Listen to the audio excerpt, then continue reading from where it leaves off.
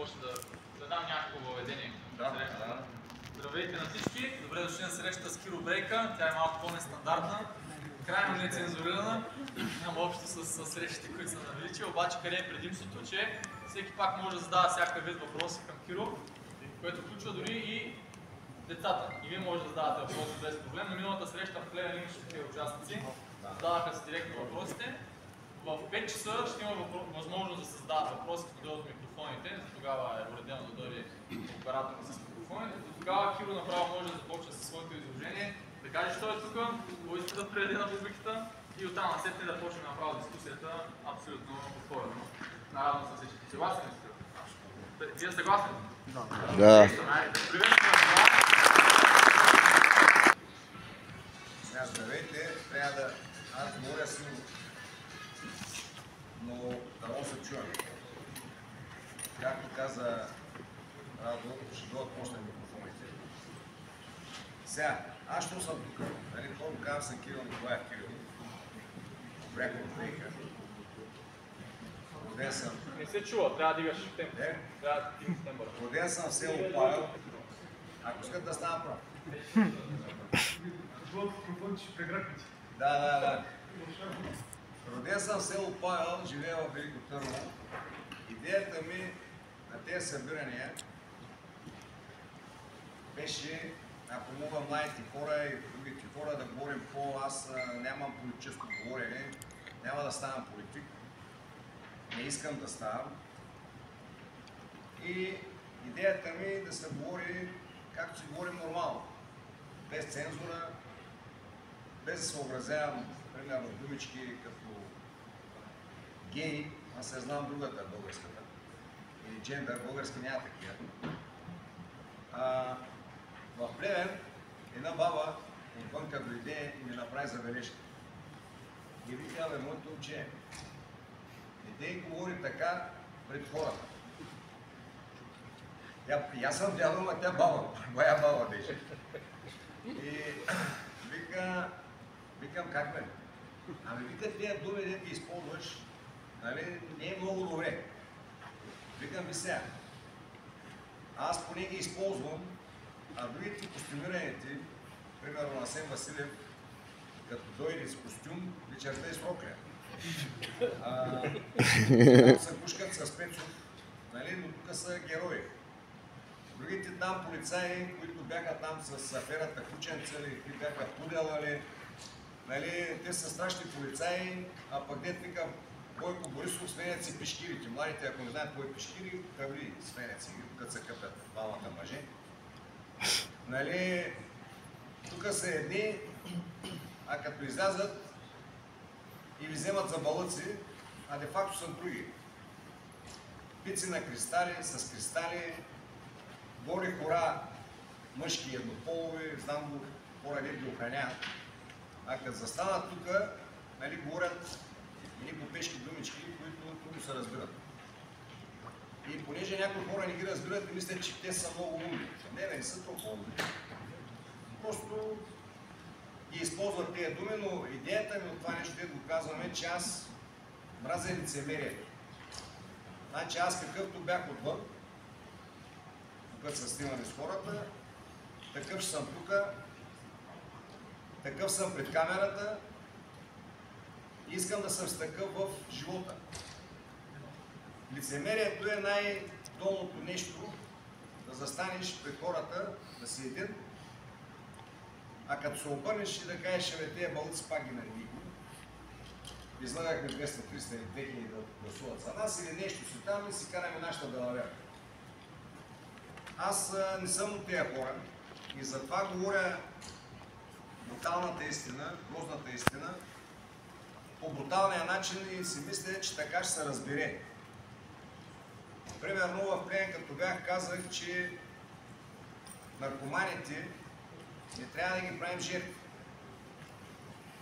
Те може са жертви, но на простотията на родителите си, на сегашния строй, който живеем, пропагандата, която съсипи, но ако кажем, че те са боклука и измета на обществото и да ги сочим, както беше при социализма, повярвайте ми, тук ще им наредите цялата маса с наркотици, едно няма да ги бутне, защото знае, че това ще го докара до там да бъде един помяк.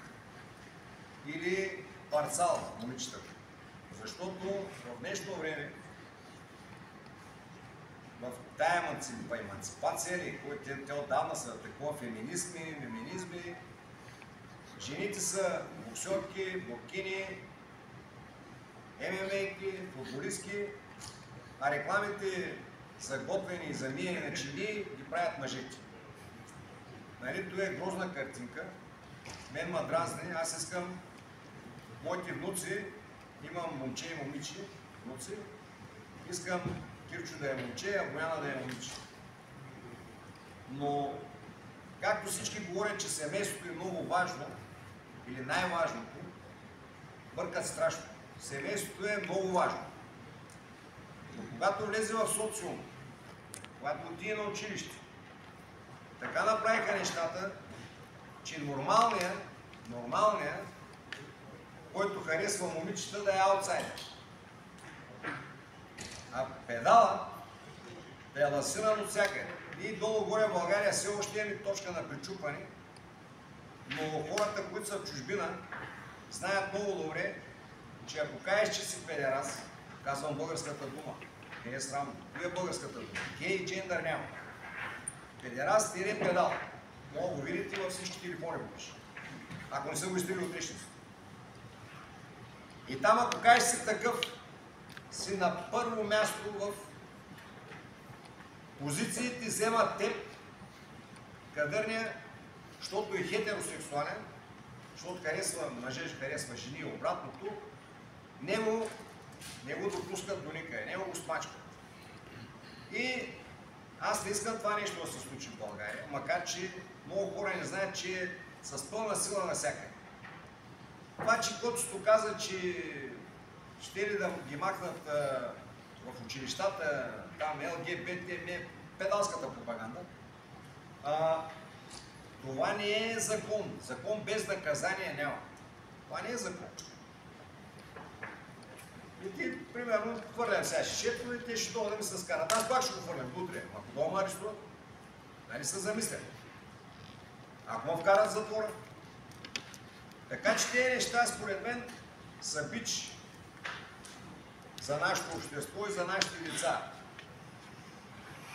В България, където и да е по света, ако някой си мисли, че дъртаците, такива като мен, някой може да се обиди, аз се боря за себе си.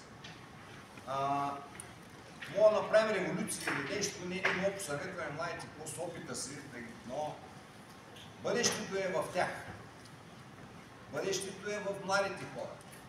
Ако ние си убием младите хора, то ще най-големия икономист да дойде шляпа глупости, най-големия гуру да дойде, няма как да стане.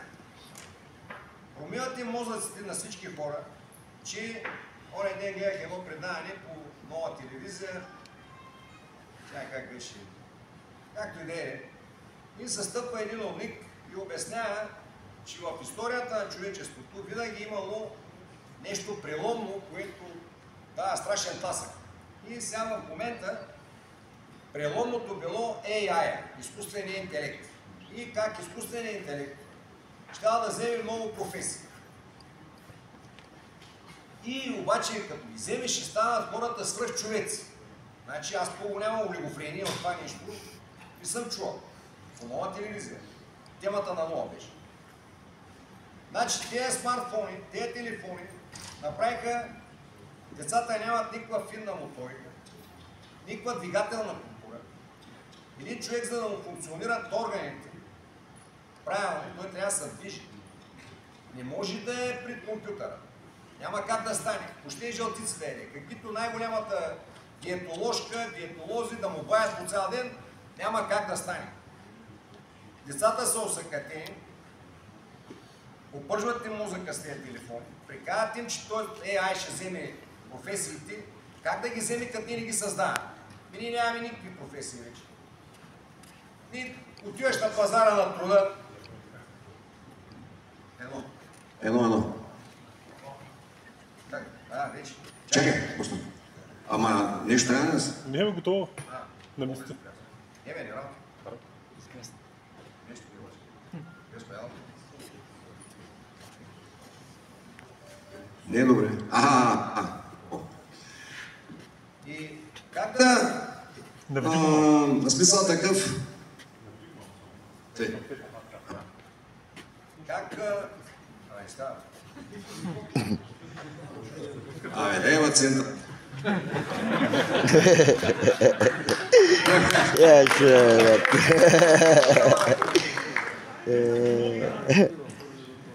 Май да карам бизе, виждате ли, къде го?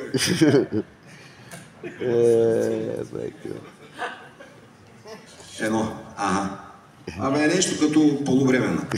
Работи, не работи. И как да вземе, примерно, AI-а професиите, като не ги взема AI-а, ние просто не ги създаваме. Няма шлосери. Няма стругари. Няма... махни го те, чакай. Няма шлосери, няма стругари, няма лекари, няма медицински сестри. Всичките са 60 плюс. И два оголят.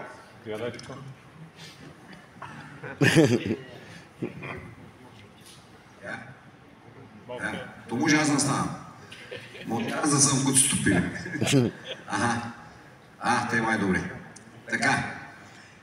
И мисълта ми е друга, че плашат, нали, че изкуственият интелект хем ще ни взема работните места, хем пък ще направи свръхчовеци, едното изключва другото. Но това е по нова телевизия. Какво направи? Да си прикривам аз. Добре. Той иначе с мен няма да стане интересно. Ако не съм обърка нещо, няма да съм брейк. И какво се случва? Никой не създава кадри, а в същото време търсим инвеститори. Добре, Аджава, този инвеститор, той толкова не отдаля според вас, да дойде, където няма работници. И какво ще прави? Ще инвестира парите, кой ще работи? Изкуственият интелект. Кой ще работи? Ние борим се с безработицата. Аз ви казвам, гарантирам ви, правите една фабрика и от директор до чистач, пишете го отзад и където са спрети, без да гледате, няма. И директор няма. Но ние се борим с безработицата. И с изкуствените интелекти не е пълна простотия. Унищожават ли децата с наша помощ? На учителите не им пука изобщо. Цялата работа е брутална и аз затова искам да направя нещо и затова говоря. Белким в Ловеч имаше един човек, който вика, ние това всичкото го знаем. Значи, мога го знаете, ама не си ли, че го знаете. Те са с телефоните, те са наркомани, всичките са, ако не са на тежки наркотици, всичките са на балони. Младите хора. Те са функционално неграмотни. Искам да си направите експеримент, да ги питате елементарни работи. Елементарни. Рало, нива, сеялка, сърб, чук, нещо. Да не ги знаят тези думички? Те не ги знаят. Те не ги знаят. И как ще? Те не разбират български. Учат английски всичките, от детските градини. В една градина има мия полски учат в Търново. Те му учат като прави, учат е полски. Затова ги правите всичките неща. Затова съм толкова не краен, а директен, защото не знам дали гледахте последните две видеа, едното бях го направил от гробищата, другото за болните лица, какво се случва в България, геноцида върху нас и върху децата ни. И нямаше много влияние. На никой не му харесва истината. Добре, няма, ако никой не знаем истината, какво ще правим? Как ще се лекуваме? Ние не знаем заболяването какво е. Как ще го правим?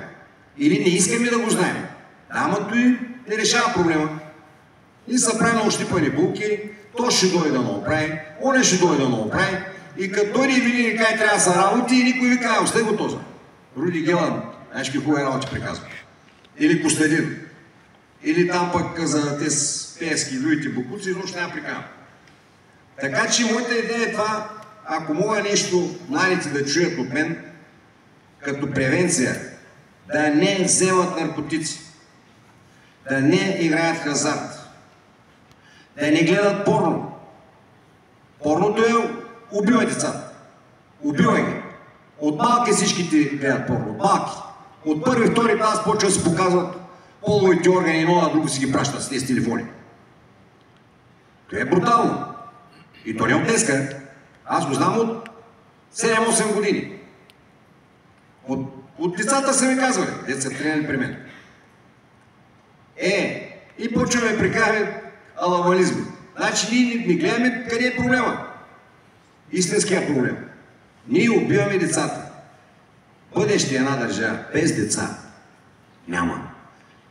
Те нямат практика на нищо. Никакви практически умения. Никъде. Нямат трудово обучение. Физическо ще ли да имат 10 часа. Той таскала по-не знае от детето. Те им раздават дипломите само да стигне до училището. Стигне до университета и му дават диплома. Намерил го и край. За да могат едни покупци да вземат едни пари. Нали? Това са грозните неща. Груб съм. Най-вероятно някакви хора няма да им харесат. Но аз, както казах на бабата, и казах, че аз няма да лицемернича. Не обичам да лицемернича. Примерно, ако казвам тая вода не ми харесва, значи не ми харесва.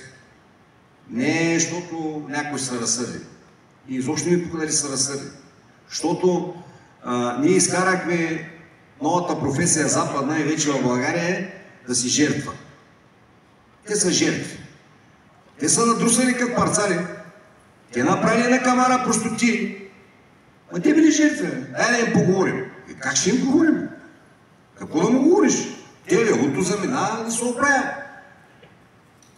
А той ще да как ще го преживее. И как ще го преживее?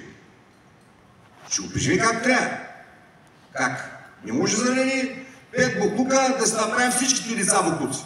Защото някой ще се обиди някъде. И що ще се разсърдял. Ама чай сега не ще правим. Си играем на сърдите. Тъй, че затова съм тук. Малко, понеже да намажа от залите, защото ако една имам аз, трябва да платя аз. Пък сега тук съм на далавера. Те са я платили. И аз тук малко ще полая. Тъй, че ако искате нещо да ме питате, да не се развивам както в крайен час и половина, аз мога утре сутринта да говоря. Но е хубаво, ако някой иска нещо да ме пита, да не се притеснява, да ме пита както аз говоря. И, примерно, аз казвам моето мнение. Сега много хора се заяждат за социализма. Говорят ми за царство. И сега, който иска да му харесва царство, да му харесва. Аз казвам на мен какво ми харесва. Казвам моето мнение. Ако някой не му харесва, няма лошо. Но не искам да споря с никой. Не съм дошъл тук да се карам с някой.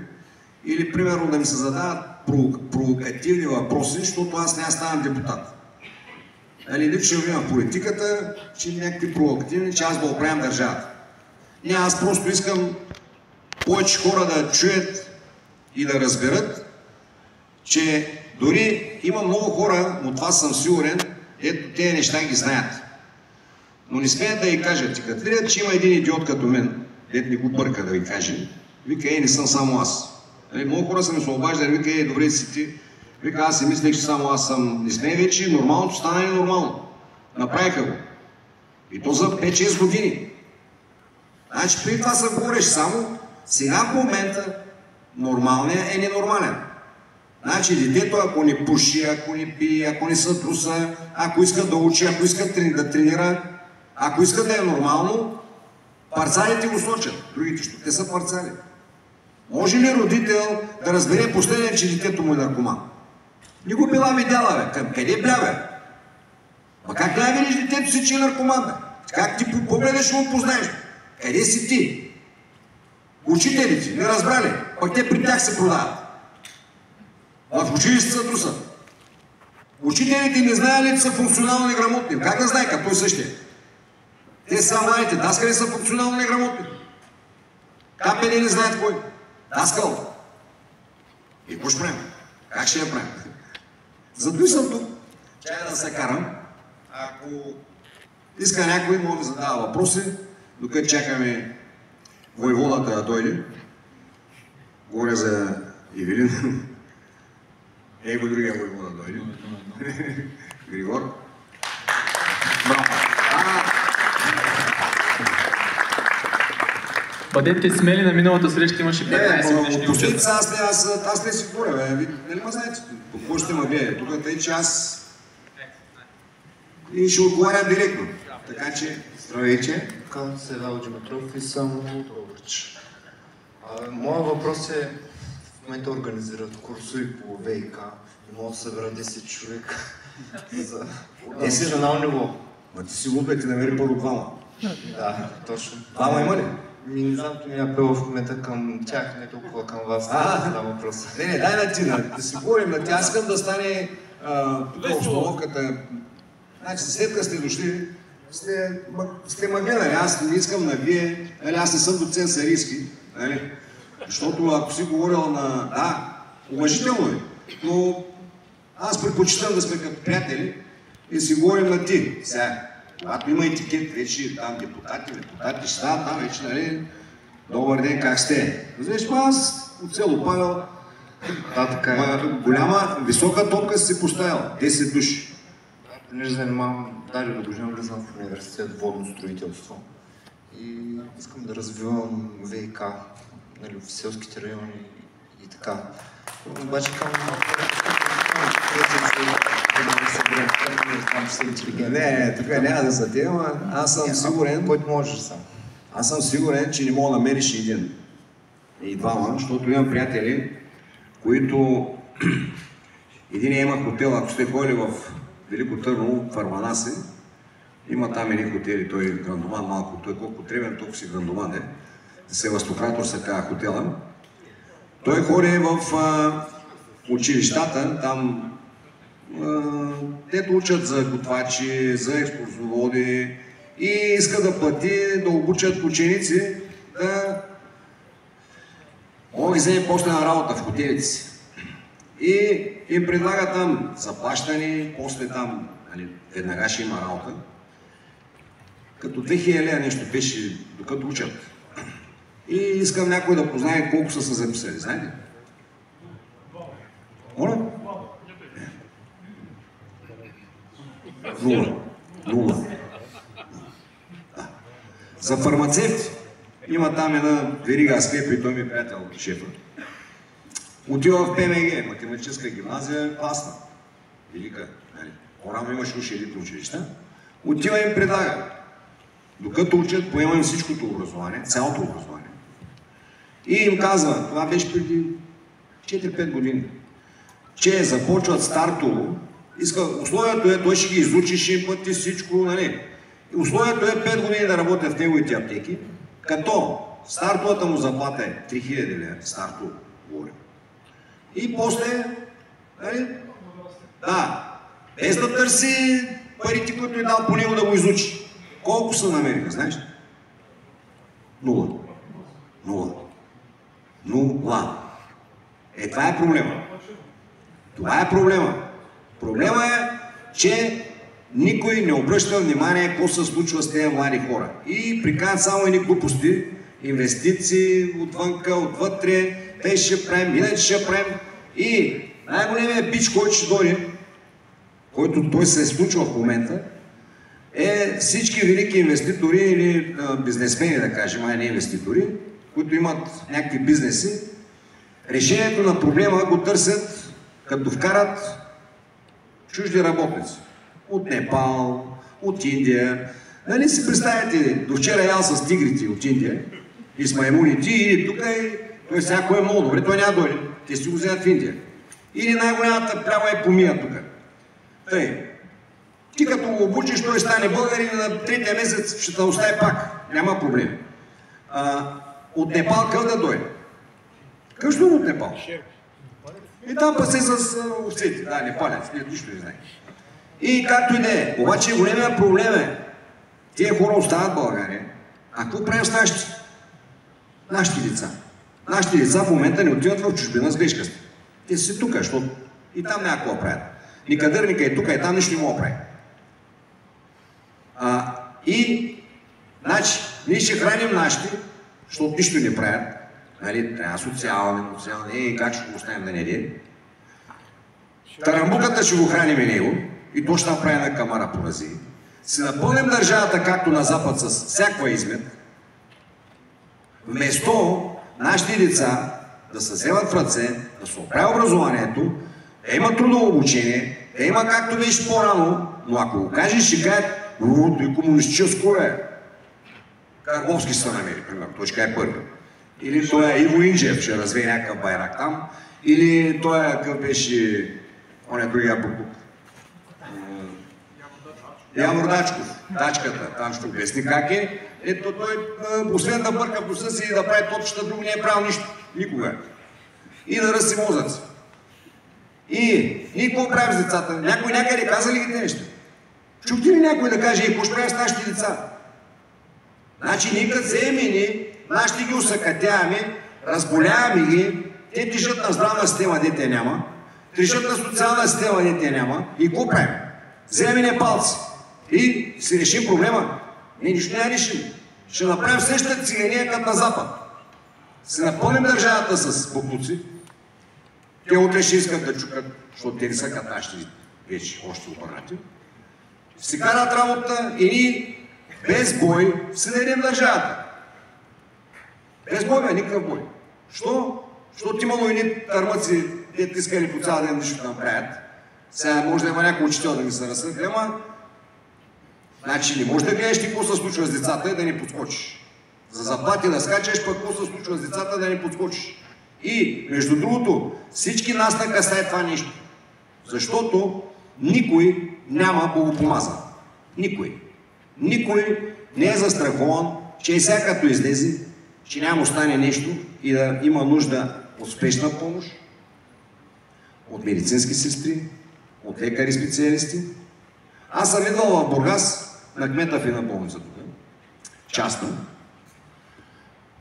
В София ходих да ме пригледа невролога, понеже имах проблем с кръста.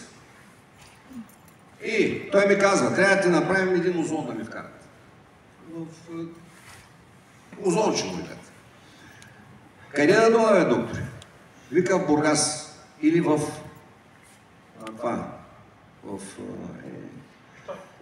Не, до Пловдив това. Пазарджик. Или в Бургас каза, или Пазарджик. Викам, що там бе?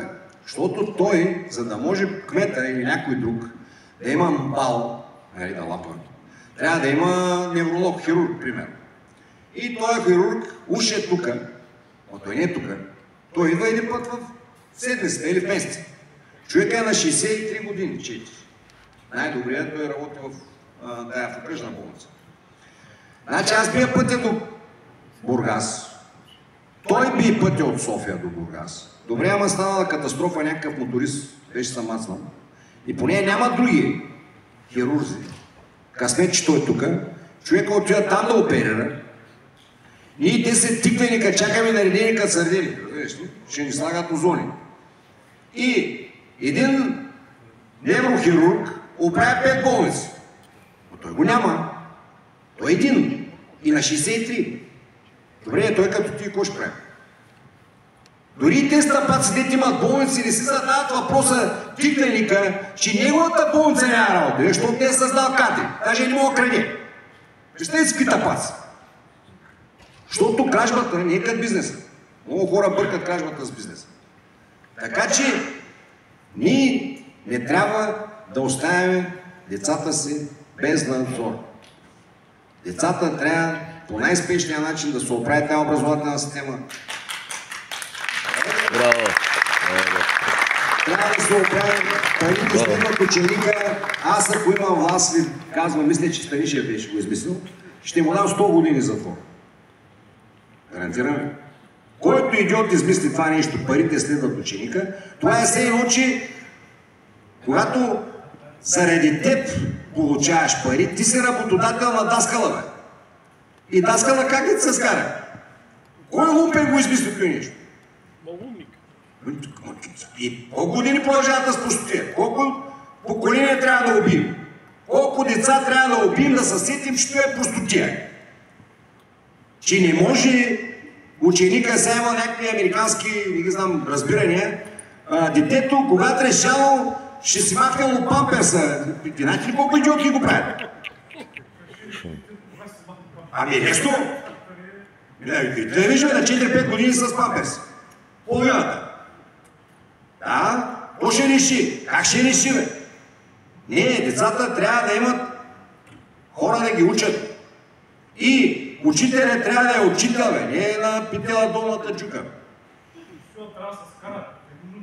Ма как може той го рита? Ученика рита, даскала го се извиня.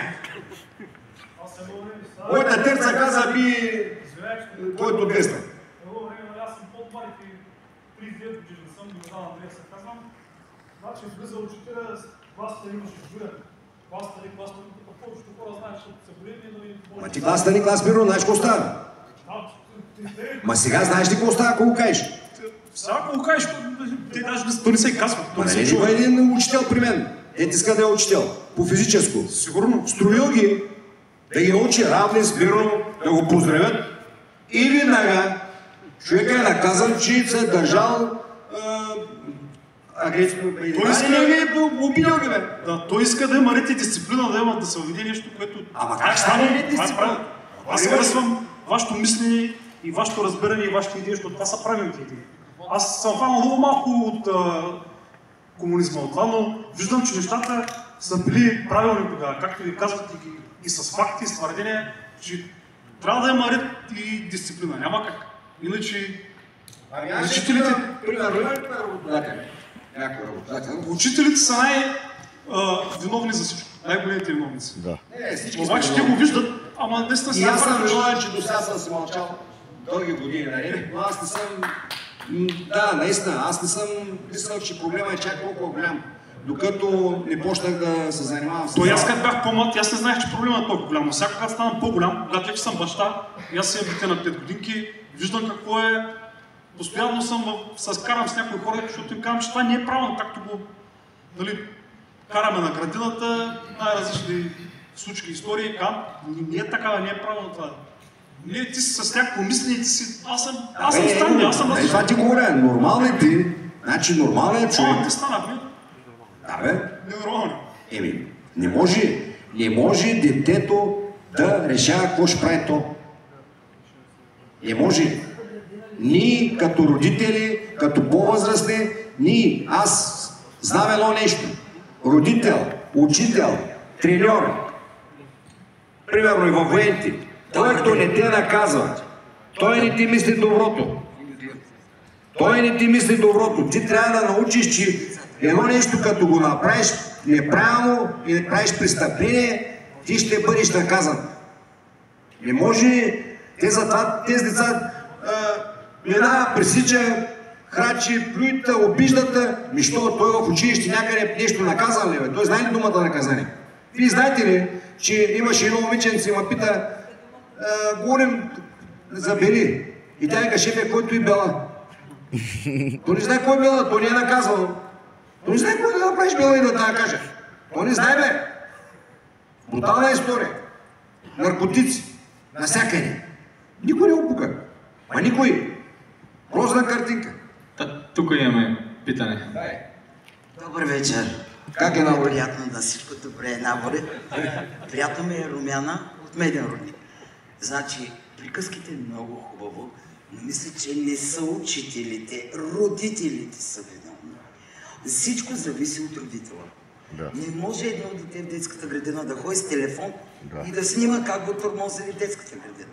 Просто трябва да имаме закони. Да. Така е. И учителя да има права, които да се спазват правила, както в училище, така и в детската градина. Не може да обвиняваме, след като нямаме закони. Не може да блъснеш, да убиеш и да те пуснат. Точно това говорим. Именно, просто законите. Не, че и учителите, но учителя имал тормоз. В детската градина го тормозил. Той не може да положи. Той трябва само с думи. Застани, седни или това не да викаш и да крещиш, а не като му бъниш ухото, че било тормоз. Просто са виновни родителите от демокрацията. Не, чакай се, да, напълно съм съгласен. Слушай се, нали това говорим? Нали това обяснявам? Тъй, родителите са виновни, значи, нали си чувала, кучето скача според тоягата. Няма напреди 2000 лева глоба, че имал 5 неизвинени. Знаеш ли кога ще се разправям с тебе? Не, просто парите следват ученика, не дават никакви права на учителите. Разбираш ли? Не, трябва след като и безплатно образованието, трябва да изпълняват и който не изпълнява да бъде санкциониран. Родител, прости му 2000 лева днеска, утре 2000 лева, знаеш как се научи? Ще ги видиш, не може да ги позна. Знаеш как ще ги карат на училище, ще го чака при училище, както нас са на пердаса. Мене майка и баща, ако са занимали, освен да му ушаманят. Чакай да дойде.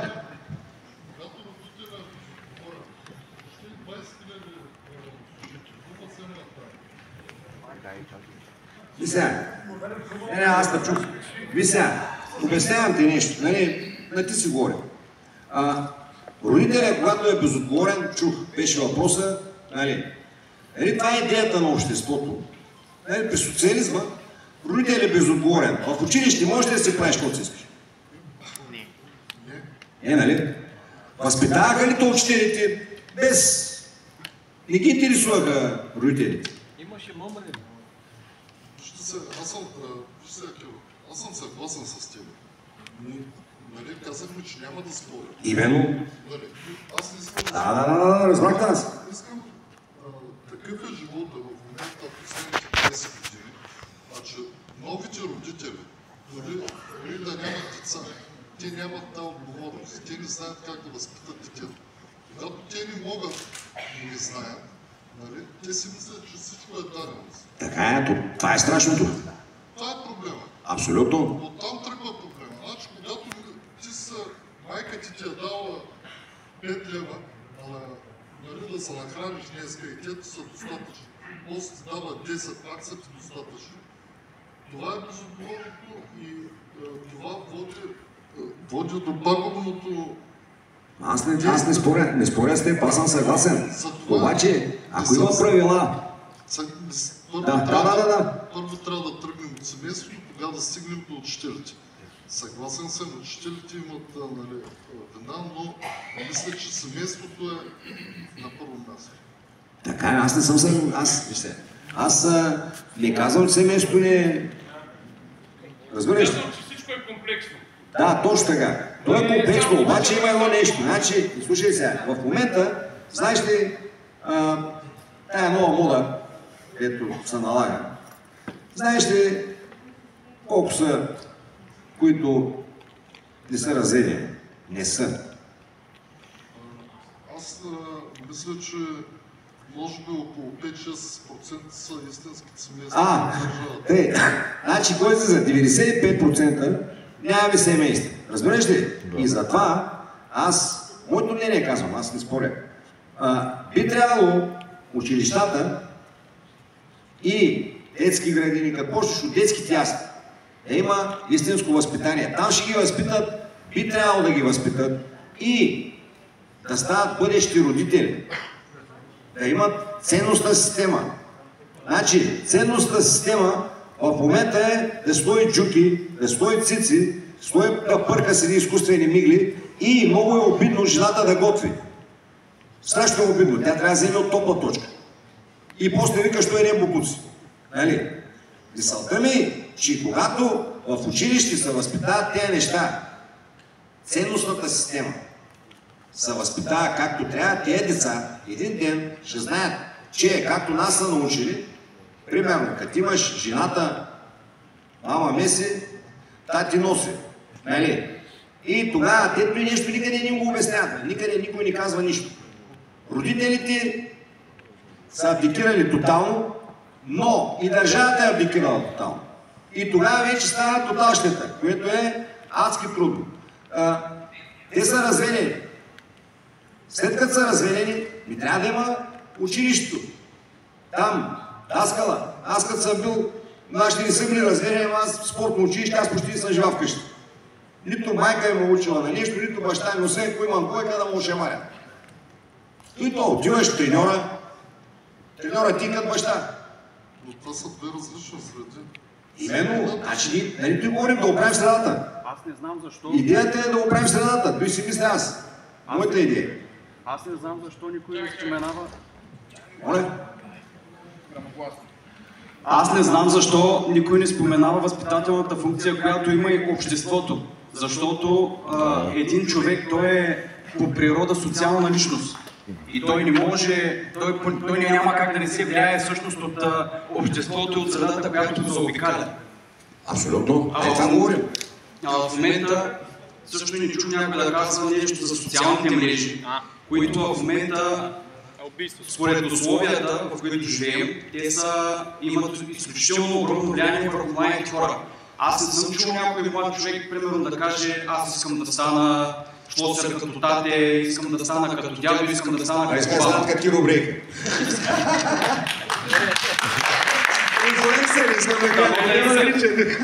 Да искат. Всички искат да са като, например, повечето. Всички искат да са като, нека не ги споменавам, за да им правя реклама, като наркоманите, като тия, които им промиват мозъците в социалните мрежи, като псевдожурналистите с промити мозъци. Естествено, по какъв начин ти можеш да повлияеш на това нещо, когато цялото общество, дори да си родител, който иска по някакъв начин да възпита детето си в правилната посока, дори да си учител, който иска да възпита детето си в правилната посока, но примерно... Това искам да кажа аз. Мария казва това нещо, което трябва да го чуете търпите. Продължи нататък. И какво се случва с социалните мрежи? Социалните мрежи, за съжаление, в днешно време имат изключително много влияние върху младите от тази гледна точка, че ти когато си високо в иерархията на обществото, имаш влияние върху него. За съжаление, в днешно време простотията ти дава простотията те издига в иерархията. Тя ти дава слава. И ти, когато искаш да си успешен, ти поддържаваш на тези, които бълват простотия, а не тези, които искат да те научат на нещо кадърно. Ето, например, в момента аз на тази среща съм разочарован, че няма повече млади хора. Аз съм на 22 години, Илиян се казвам, от Силистър съм. Браво! Работя като товарач на летище Бургас. Още браво!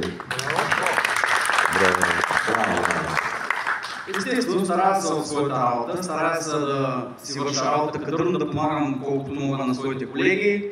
Естествено, явно не е останало незабелязано, защото през последните 2 години аз съм ръководител на нашата бригада. Всъщност, когато няма бригадир, аз мен ме остава бригадир. На колко години беше? На 22.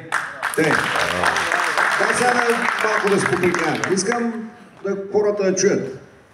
Как е младите момчета, момичета, как сте с секса? Честно. Положението е трагедия. В момента, за съжаление, много се налага омразата между мъже и жени и никой не си дава сметка за последствията, които може да има това отчуждаване от мъжете и жените. Искам да ви разкажа една случка, която много грозна гледка. Аз на моя бал след завършването, когато пуснах бал на песен за танц, момичетата танцуват с други момичета, а момчетата танцуват с скалисти. Те отиват канят и момичетата не искат. Те се мляскат една друга. Наскоро ми попаднахли под тази годишните балове, положението не е много по-различно. Чухте ли ме? Това е истината. Това е истината в момента. Това е изключително грозна гледка. Правят ли секс изобщо, бе? Ако това минава за секс... Не говоря за лесбийките, бе. Младите, бе. За съжаление, 3 пъти повече порно и 3 пъти по-малко секс. За съжаление. Мисля, че завишава процента за секса. Мисля, че и по-нисък. Това е страшен проблем. Оправо момчето. Затова говоря аз. Искам младите хора, ние възрастните да ги чуем и да вземем отношение, защото наистина тези телефони, тези социални мрежи ги съсипват и те никой не знае какво гледат те. Никой. Той може да гледа, като безглавяват всякакви тъмни мрежи, мъмни мрежи. Най-продаваният продукт между жените е вибратора. Докъде я докараха? И се хвалят в тези социални мрежи. Брутална история. Браво, моето уче. Искам само още нещо да кажа. Аз не дайте пия разговор. Сприкаваме, ала вализме, то сме приказа. Едно общество, за да е силно и да се развива, то трябва да има някаква мотивация. То трябва да е хората да намират себеподобни и заедно да се опитват да постигнат дадено нещо. А най-голямата мотивация за един човек е неговото семейство, неговата жена, неговите деца. Когато ти отчуждиш мъжете от жените или когато ги накараш да се мразят едни други и те наистина се намразят, защото в момента феминизма се налага толкова жестоко, че просто няма да си на представа. Имат, гледат женски борби. Когато... Там е трагедия, все. Просто когато един мъж или дадена група от мъже има мотивация, най-голямата мотивация е семейството, може да постигне всичко. А когато е един мъж, когато една жена ги съсипиш психически, те вече не са хора просто. Те са не имат мотивация мъжете, да мият чини, рекламите са такива. Мъжете мият чини, пък жените като ритне някой падат по трима. Да, и аз искам да попитам, добре, ако това е правилният начин на живот, защо в момента 90% от младите, по последни статистики, са депресирани? Знаете ли къде са най-висок процент на депресирани млади хора между 18 и 25 години в кои държави са? Предполагам Англия. Не, Норвегия, Финландия, държавите, те там ги пише, държавите, в които децата имат най-много права. Добре, как така ви даваме всичко, подаряваме ви всичко, ви имате абсолютно всякакви права и изведнъж процентите на депресия са най-високите в света. Между другото, аз за тези депресии отначало мислех, че някаква глупост. Викам депресирано, но викам, я не съм пренал да ще ти кажа депресия, я почва да тренеш. Паника атака. Кай пък ти с допознастник да чувам? А то толкова е страшно, че не мога да си представите. Те с паника атаки са, те все едно, че умират. Млади хора с паника атаки. И ще ви кажа, що? Защото не правят секс. Това е факта. И те не искат да правят секс. Вие чакайте да работят. Те не искат. Не искат. Гледат порно и всеки мълчи все едно, че не се случват ми нещо. Знаеш колко приятели има, вика, как ти довери на приятелка? Викам, той може да е приятелка, но не е с панталон. И когато аз говоря, примерно, че младите трябва да правят секс, защото едно време истинските лекари, ако имаше някоя жена проблем, те казват директно, трябва да правиш повече секс. Това е физиология. И сега се правим, какво ще ли да кажат? Като си навираш вибратор, кой да каже? Нормално ли? Младите говоря. Всичките са страшна мода. Унес пък се избелват задниците, мъжете, отзад, анусите. Бъдете да видите. Тук е факта, бе, опашка има. Месеци наред. За чуки да се стоиш при някой си тиквеник, след 3 месеца се написваш. Да се стои чуки, бе. Да се направи на къс. Защото пъти по-хубава без чуки. Никой нищо не говори за това нещо. Ако се сочат да ги слагат какво време табелите, това са страшни патки и да няма стои чуки. И да стоят те са се скрилейки, те имат проблеми, те са станали проблеми. Защото те стават. Тези деца слагат силикони гърди. Знаете ли, че 50% са с рак? На половината им изтичат силикони, чак до петите стигат. Покажи ги, бе, да ги видят. Всеки не ги показва. Ама как се показват? Я пластични хирурзи има, не мога да мериш доктор за нещо друго, но такива, братко, колко ти искаш. И не лъскай катета сгада. Клиники, месеци наред. Да му стои цици там един и да чака една година, да даде 12 000 лева. Да се осъкати. Защото тя не има нещо. Нали, прямо кажем да е имала някаква катастрофа, нищо да е болна, нищо да е станало. Друго казвам, добре бе, хора, ти обиждаш майка си, баща си, дядо си, баба си. Ти им казваш, аз не харесвам моята семка. Тати, ти не си ме направил хубава. Ще сложа при един кой си там една патка в един гараж, чуки, ще стана като тюрнечка. Жалко. Мигли, бъркат по цял ден, те половината падали, докато ти на поддръжка. Някак не може да си измие косата. Чака да дори, дай има един цинен стилю, убия ги от Търново, да я изправи, да я измиял, бе. Викам, бе, не може да се измиш, бе. Бане, нямаш. Не. От чай, че нямам думи, пак. Някакви ще притребили, Киро, аз мисля, че... Голяма част от хората, де сме тук, сме съгласни с теб. Идеята е, дай да видим какво правим. Как ще го променим това нещо? Той всички го виждаме, че... Ами идеята, ви сега, моята идея е, примерно, аз мисля, между другото, аз не вярвах от начало, аз съм страшен противник на тези социални мрежи. Обаче, опитвам се, нали знаете, мисля, че в жилжицото беше със силата на противника да го събориш. Айкидото, да, точно. И аз чрез техните мрежи искам да накарам тези младите, те в началото ме мразяха, младите хора. Защото аз так ги наричам всякак. Обаче, след 4-5 години унищожение, самите деца усещат, че нещо не е наред. Те не го разбират, но усещат, че не е наред. Лъска бастуна, ама вика, бе, май не е наред. И да се появява един идиот, като мен, дет ме пускат тик-ток. Аз нямам тик-ток, ама те ме пускат. И те като, виж, що сдъртия купи, казва, той май е прав. Нали? И когато му усетнеш да му дойде на него на акъла, че не е добре работа, но аз не мога да свърша цялата работа. Затова трябва да има държавна политика. Сега преди малко с Мишо си говорихме за спорт. И той казва, ако направим каква си база някъде, спортна база, ще има ли резултат? Викам, више не. Не може да има резултат. Спорта трябва да е държавна политика. Треньора не трябва да се моли за 20 лева или 30 лева на някой, а държавата да му плаща, за да може да изгони всеки, който не става. А нещо от баща му дал пари, ти магаш кадърното дете. Говорим за професионален спорт. Но когато има професионални спортисти, увличат другите младите да искат да станат спортисти. Проблемът е, че тук държавата липсва. Именно, как говорим, че няма държава. Нали съм подгледаща такова на величие, разбира. Да стигнеш по оргазма накрая на влезе и велино, разбираш. Ти мислиш ли, че той нещо по мирен начин с избори ще се промени? Не. Аз си мисля, че той нещо без оръжие и без кръвопролитие няма да се промени. С оръжие кой ще го държи оръжието? Как се плащат? Химикалка не мога да държат ти оръжие. Скоро бях в Румъния. Да. Румънците са наизпреварили с 200. Да.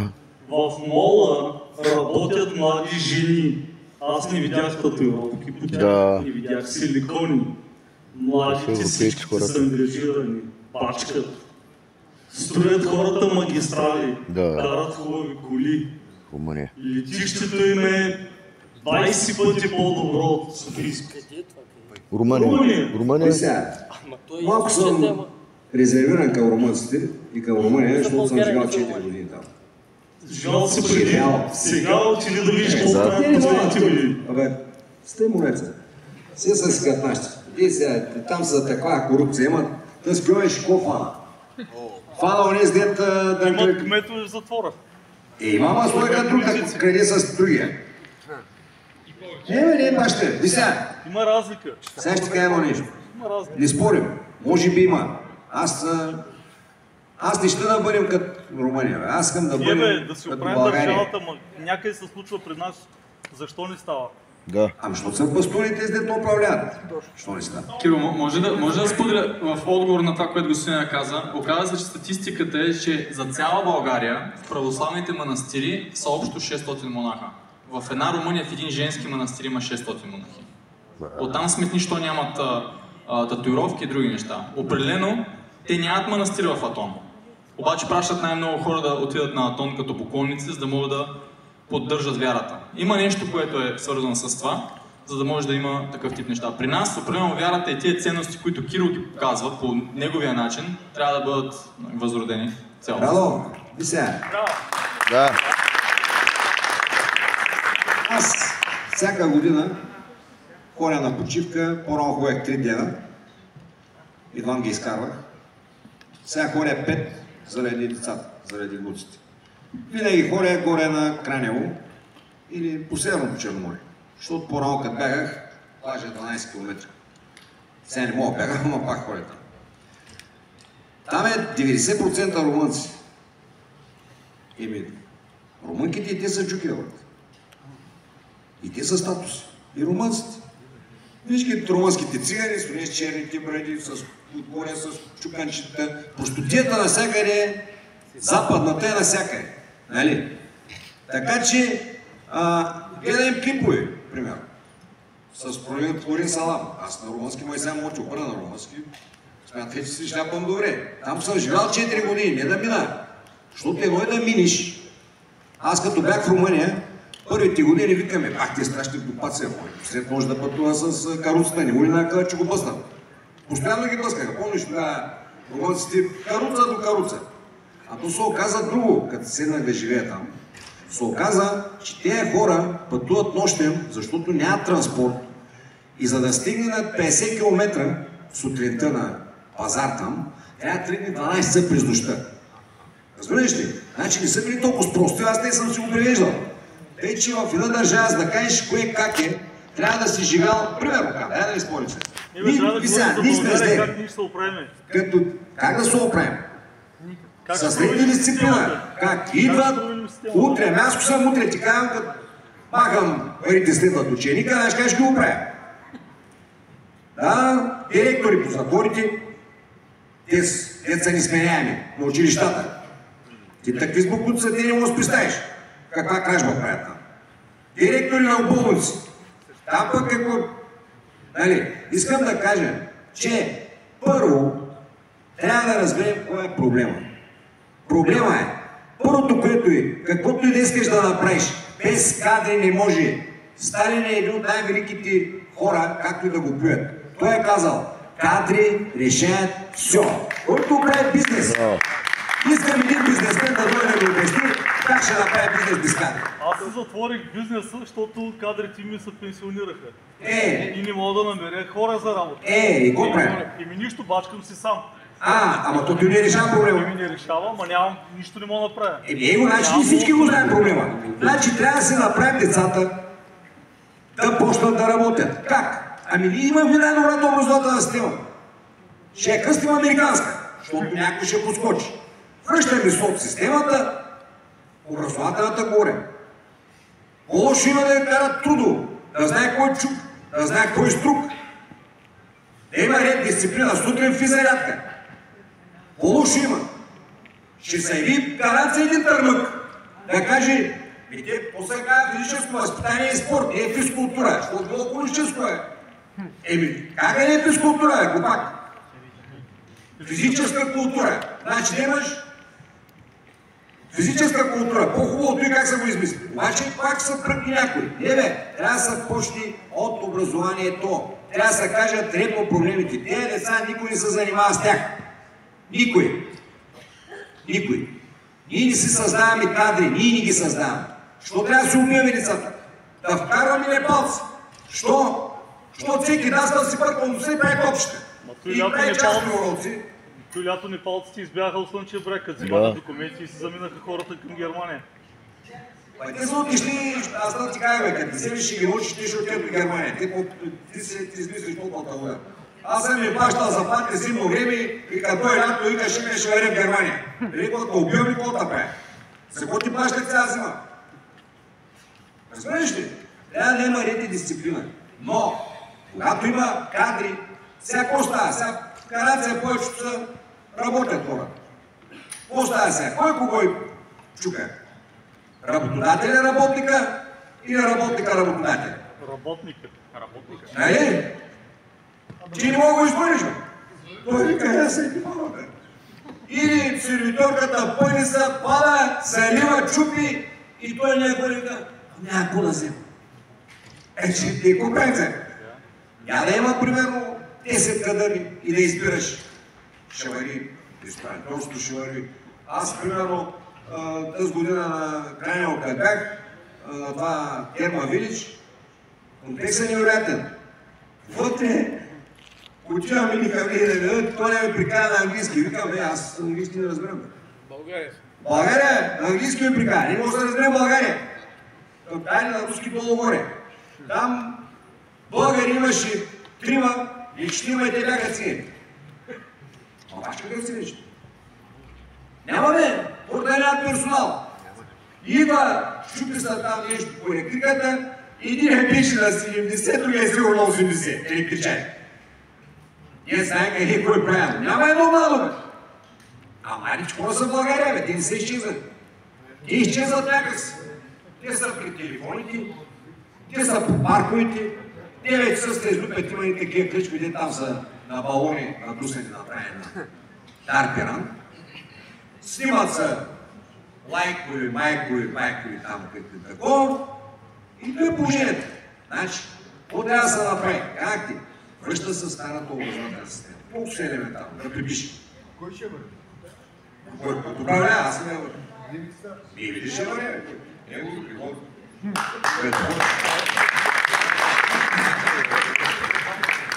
И ще връща, няма да я връща вас. Аз зато и поднявам тук. Малко да чуете ти какво трябва да се направи. Не, че влизат във властта. Не, съвсем сериозно, трябва да са... Добре, слушам. Значи в без 15 ще приключи срещата, за да има 15 минути буфер. Време хем да може да се видите с Киро на спокойствие, да подготвим техниката, за да може да започнем. Така че, къде е въпрос? Ето на този младеж. Сега ще говоря. Я да видим, ти ще кажеш истина. Значи, понеже аз съм първо лице, 17 годишен съм и искам да кажа, че половината от децата по-добре за тях да влязат в TikTok или Инстаграма или наляво надясно, а като се приберат от тях едно здрасти, едно чао няма на тях, ти прибират с стаята, телефона, на вечеря не сядат да седнат с тях, цяла година не са сядали и родителите нищо не им казват, пускай ги, правите каквото си искате, това е цялата работа. Така е, прав си. Така е. Прав си. Аз не защитавам родители или учители. Проблема е комплексен. Проблема е комплексен. Обаче, има нещо друго. Аз като ви говоря, примерно на младите, съм казал поне 10 видеа. Фърлете тези телефони. И що не ги фърля? Тя майка ти тека така, добре, или баща ти, не може ти кажа нищо вече. Ти що не го фърляш? Това е една наркомания, която няма измъкна. Виждаш ли какъв е проблем? Повече от всички наркотици, той е най-тежки. Да, и никой не го казва този проблем, че това е зависимост и то брутална. И ние трябва да ви обясняваме на вас, младите, трябва да се говори, да се показва, а не разни психоложки, да ви правите такива сгуши, тя по-ненормална от че ще го лекува. Тя по-луда. И ни трябва да стигаме до психолози, моето учение. Ние трябва, примерно, най-доброто лечение, събирате се, аз 1000 пъти го казах, млади хора. Залагате се, казвате, няма да пипнем телефоните тази вечер. Няма такива. Излизаме навън, ще пинем, няма да се снимаме, един да снима там, после да си го разпратите. 5-6 часа. Отидете на една къща, фанете се с гаджета, разходете се по стаите. Момче с момич? Не, момче с момиче. Излизаме навънка, няма какво да си кажем, всеки си гледа телефона. Това е трагедията. Браво. Ето искам да се чува. Значи, проблема трябва да се казва. Вие нямате социален живот. Да. Нямате. И никой не го казва, защото за почти всички вече това не е проблема. Да, ма, виждаш ли, че почва да ви липсва и усещате, че нещо не е наред. Нали? Значи трябва да се направи нещо. И дано, примерно, като дойдат и видят, тези неща да се сложат на масата и да се разреши проблема. Не може, и тук гледам сме повечето с бели коси. Революция с бели коси не се прави. Тези млади хора са бъдещето. Ние трябва да им постигнем 35 години, слагаме себе си, как на наебаха, не знам. Да стана обаче. Не можа да го разбера как стана. Полека, лека и докато се обърнеш, то няма нищо. Нашата болница 50% са пенсионери, дет работят. Чистачките, санитарките прислугват на болните с бастоните, те едва варят. Медицинските сестри са на 70 години, Неля ми на 73, още работи в Павликин. И вика, абака има две млади булки, те младите булки на 55. Вика, има младите булки. Ето е жалка картинка.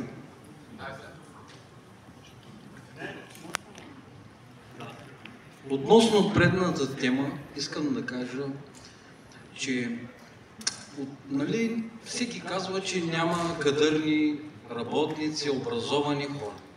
Искам да кажа следното. Наскоро работя дълго време в чужбина, ходя и се връщам. Наскоро ходих на едно интервю. Англичанка ме изпитва. Говорихме се на английски, както с тебе, батка. И изисквания, сертификати, образование от до. И накрая, ако ти каже каква заплата ми каза, ще фаниш автобуса или самолета и ще липнеш на другия ден още. Ама ти защо мислиш, че ти кажеш? Защото си кадърен, защото те нямат. Защото няма. И там няма? Няма. Значи никога мога да направим, мога да ги убием. Те нямат, аз знам, че нямат. Ако тук няма кадри, там няма пъти повече. На Запада, Великия Запад. Там обаче имат един много по-голям проблем. Ние го нямаме, ние мога да обърнем точката на пречупване. Ние нямаме толкова търмъци отвънка. Говорят търмъци, знаете да приведат търмъци. Хора, които са на хранилка държавна, ние нямаме този проблем. Там те нямат кадри, но трябва да хранят, ако един работи 50 буклука, защото са или педали, или лесбийки, или мигранти, или бил негър, не мога да кажеш, че негър, или от Пакистан, от Занзибар. И този проблем го нямаме. Там не възможно, че ще чака обща да. Там възможно, защото там хептен няма. Преди беше, но напоследък... Преди беше, но беше, защото те нашите като отидеха на Запад можеха да правят нещо, ама сега те знаете като отидат на Запад, какво ще правят? Те не могат. Не ги виждам. Това говоря. Защо трябва да ходят на Запад? Като не може да си ги обучим тук. И аз не съм повтарял. Едно говоря момче в Америка, 15 часа работи бояджия. Викам, ти кога да работиш 15 часа тук? Ти знаеш ли какви пари ще вземаш, човек?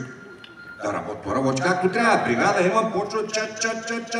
Ти викам, ако един тук в Бургас, имате ли дете ремонтират бяла техника? Няма, нали? Ако има един дет ремонтира бяла техника, колко пари ще изкарва днеска на дет? Според вас.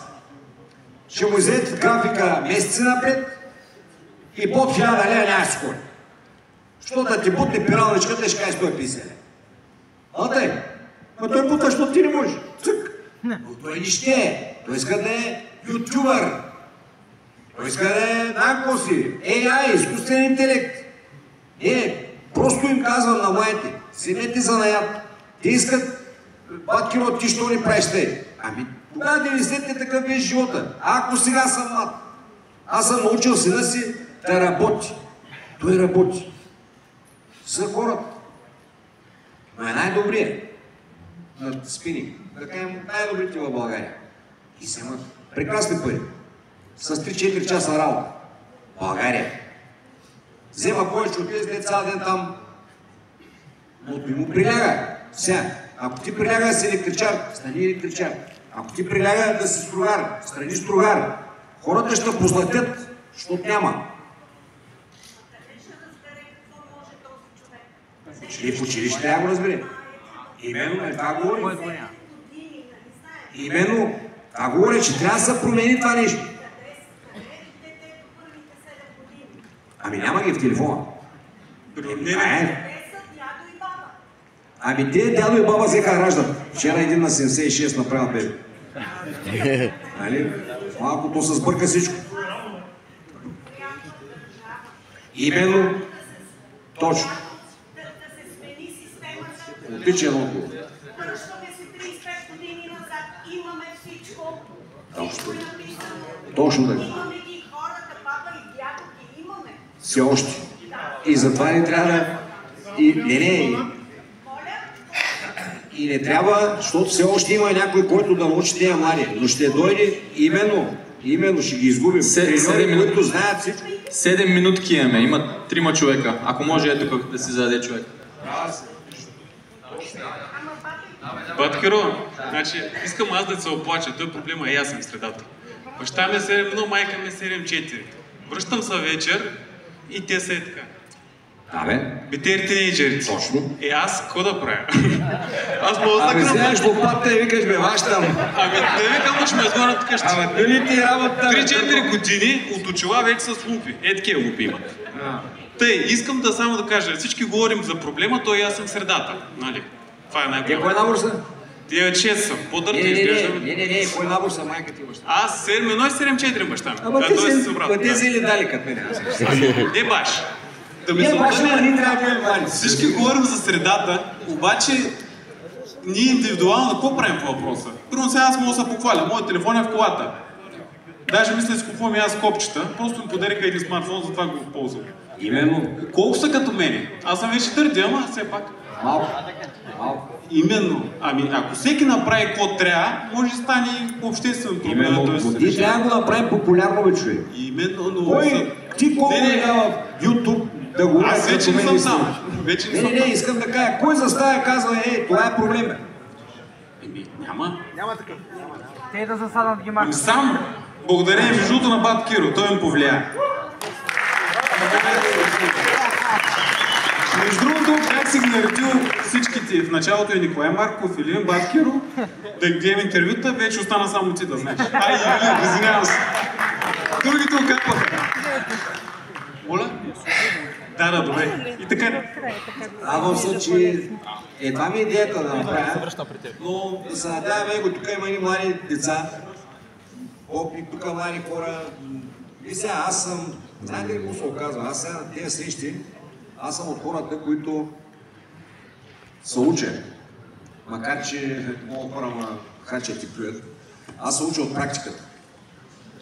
2 пъти правих срещи. В Ловеч беше едната, там малко, но в Плевен и си видях къде ми е грешката. Сега, понеже Евелина не е в залата, величие, и съм поканил всички хора, които ме следват, но когато излязва отвън, в Ловеч, в Плевен, младите хора, радвам се, че това момче се осмели и той да говорят истината, но мисля да направя наистина срещи само с млади хора, защото те се притесняват от големите. И да си говорим и да мога, ако мога помогна с нещо, да им помогна.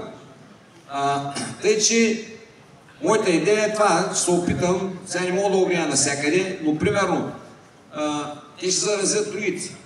Аз им казах нещо, тая Рудолф на 24 часа и се базика с мен, що съм с телефон с копчета. Не викам, защото съм пъти по-умен от тебе. Викам, след 10 години аз съм гениален на висшите овце. Умните ще са с телефони с копчета. Ще се усетят, че това нещо не е наред. Защото, примерно, аз съм с телефон с копчета, като искам да видя нещо, примерно имам един таблет вкъщи и жена ми с телефон с копчета. И един таблета го ползваме да видим нищо. Ако се обарят, да ги видим на живо. Но ако искам нещо да видя, аз даже не мога да пиша, то ти препоръчва. И цъкам, примерно, ще взе Карбовски, и да ги видя, може да цъка гръцко, да се слушам нещо, някаква музика. Затова го ползвам. Мога да се живее без таблети и без телефони, да. И много яде те там като Любо Жечевци, Симо Тековци, те тиканици и другите там ютубъри, то не е ютубър, ютубър, като ме видят Кирчо от село Павел на 57 с телефон с копчета и ми бава майката. Аз се справям по-добре от тях. Викам, виж тия хора. Видя тия къл. Трябва да имаш комбинативно мислене. Трябва да знаеш какво да направиш. И кукът му мъниш цял ден. Ти не мога, те не мога да редиш. Ти си напал човек. Киро, финален въпрос ще има. Тук съм по средата. Очакваме да има школата на Киро Брейка скоро за младите. Подсказват хора. Финален въпрос, след което може да се видите с Киро, да си направите снимки, да подготвим залата. Последен въпрос, господин. Киро, здравей от Карнават съм, аз съм се казвам. Да завършим сериала, аз не съм от най-младите. Само да питам, ти обикаляш много срещи с хора, защото лично мое мнение е, че българският филм е към края. Поне скоро ще видим финалната надпис, аз така мисля. Може да съм песимист според теб. Има ли така някакъв пламък в тия хора, с които се виждаш, или всичко приключва? Мисля. Защото само ти, значи всички са весели, усмихнахте, накрая се отидем всички с усмихка. Знаеш ли как мислех да почна срещата, тъй ще я завърши? Колко минути има? 2. Стегнат. Тук явно всички ме гледате. Аз до ония ден и 100% не вярвах, че нещо ще стане. Но като видях и видим колко хора се палят, като видях, че не им пуска аванта, повярвайте ми, нито една дума не ми каза да видим, Брейк, че ще направиш ли нещо. Той вече ме познава доста добре, че ако аз не искам и Господ не мога да накара. А камо ли да ми предложат пари? Няма как да стане. Аз вярвам, че имам, вече мисля, че има към 10%, че 90% няма да стане до 10 има. И ще ви дам един пример. Преди 3 години, сега ще стана 4, както се тренирах, както всичко беше наред и получих асептична некроза на дясната става. Някои могат да знаят какво и други не знаят. Това е запушване на кръвоносен съд, не е износване на ставата. И това е единственото нещо, което може да се оправи от само себе си без операция. Но докторите тогава влязоха в тая цепия здравна система. Единия вика като, нали знаете, има един вид един циганин се върнал от съда и го питали, какво стана? Той вика, бе, не знам. И как не знаеш, бе? Абе, вика, докато говори прокурорто, все едно, че сменя крал. Когато се говори моето адвокат, все едно, че предстои силно не съм минал. И той не знае човека. И аз, като се сблъсках с тези доктори, единия вика едно, другия вика друго, бяха ме докарали, бях тръгнал да сменя двете стаи. Едната беше здрава. Така бяха подлудили. Но, за кого разказвам? Доктора единия каза, че има 15% вероятност ставата да се оправи сама от само себе. Тя не от само себе си, аз правих упражнения, това, но да се възстанови без оперативна намеса. 15%. Беше последния стадий. Преди да хлътне, значи последния стадий гниете коста и коста хлътва и край. Трябва да се сменя. Моето беше последния стадий. Миналата година ми става на другия крак. Отидох, дясната ми става възстановена на 100%. Сега 7-8 месеца, след като ми става на втората, за сега съм добре, дай Боже да съм се възстановил. Но, те ми даваха 15%. И аз викам, бе, аз ще съм в тия 15%. Не, то се оказа, че и другата ми става, значи съм фанал 7% и половина. С две приказки, що го разказвам? Значи, и 10% вече да има надежда, значи ние трябва да го направим. Значи не трябва да се предаваме. Така че, сега силно казвам да съм се предал. Просто правих какво трябва, ходих с патериците, тренирах, можеше късмет да кажем. Не съм някой как се бил концентрирал, как вярвал и как слязал отгоре и какво станал. Не.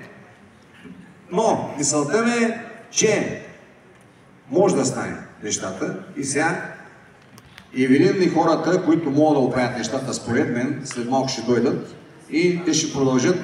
Аз бях до тук с подгряването, радвам се, че толкова хора бяхте и стана много хубаво. И нямаш хора, които се знаят, а беше наистина точно за такова нещо съм си мислил. Искам да ви благодаря. Аплодисменти, който иска може да заповяда от трето Киро за снимка, да се поздрави. Заповядайте, имаме 15 минути докато подготвим, заповядайте при Киро, имаш 15 минути за разговори, за познанства, идвайте, виждайте се.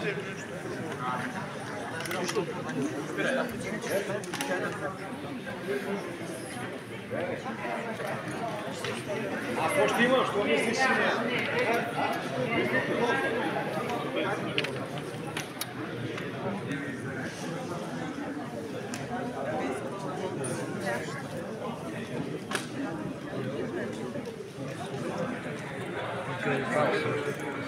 Чакай, къде е Валю обаче? Къде си седна?